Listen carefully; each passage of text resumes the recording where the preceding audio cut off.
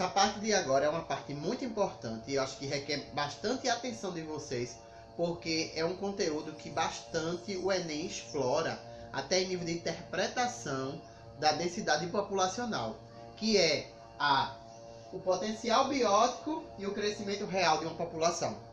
Requer entendimento gráfico para você entender, certo? Então, o que é o potencial biótico? É o crescimento ideal de uma população. Então, é aquele crescimento que ajuda a população ela ter mais número de indivíduos, né? E graficamente esse crescimento ele é assim, certo? Ele é exponencialmente, ele vai crescendo, crescendo, crescendo, crescendo, crescendo, sem parar, certo? Que a gente chama de curva J, porque lembra um J, certo? Lembrem disso, potencial biótico, o gráfico se comporta com uma curva J, certo? É o número da população ou de indivíduos em um determinado tempo, vai crescendo, crescendo, crescendo. Só que a gente sabe que esse número de população, ele vai chegar um momento que ele tem que equilibrar, porque senão vai ser muitos indivíduos naquele ambiente e pode causar um déficit de alimento para esses indivíduos devido à quantidade, certo? Então é o que a gente chama de resistência do meio.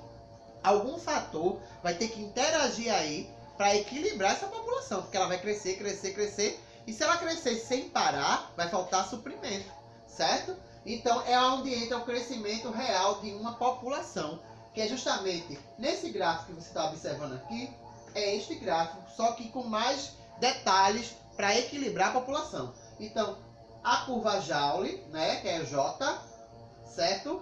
Aí de repente veio a resistência do meio, um fator que vai equilibrar. Peraí, vamos dar um tempo de crescer aí, senão a turma aqui não vai se aguentar não, o número de indivíduos. Então, aí você está vendo esse outro gráfico aqui, ó, que é a curva sigmoide, que a gente chama de curva S, que é a curva de crescimento real, não é? Entre a curva J e a curva S, o espaço aqui a gente chama de resistência do meio, que é o fator que vai equilibrar, certo? Então, quando acontece a curva sigmoide ou curva de crescimento real, a população ela começa a oscilar. Isso aqui quer dizer que houve um equilíbrio populacional, certo? Então, houve um equilíbrio para essa população ela parar de crescer, ela se equilibrar, certo? Quando for necessário, ela vai crescer de novo, vai formar a curva J. Mas há um momento que ela tem que parar e começar a formar a curva que a gente chama de sigmoide, né? Através do fator da resistência do meio, né? E quais são esses fatores que vão regular o equilíbrio populacional? Então, parasitas, imagina, tá? Aquela plantação, aquela quantidade de plantas e não para de crescer, não tem nenhum fator que diminua, ela sirva de alimento.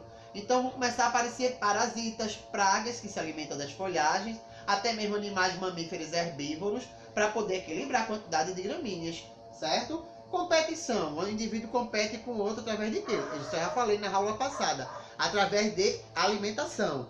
Então, a competição é um fator de equilíbrio populacional, certo? E predação, né? O predador se alimenta da presa para equilibrar a quantidade de indivíduos. Imagine um lince e uma lebre, não é? O lince, que é um felino, vai servir de alimento.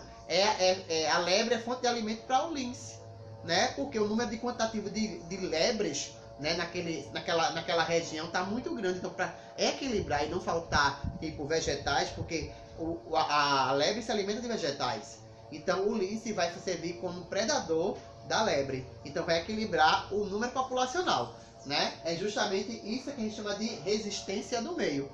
Esse gráfico é muito importante, ele cai constantemente em prova de Enem, então se liguem aí, né? A curva de crescimento biótico, que é a J, e a curva de crescimento real da população, que é a sigmoide, que é a curva S. E no meio, a resistência, né? Os fatores de resistência. Ok?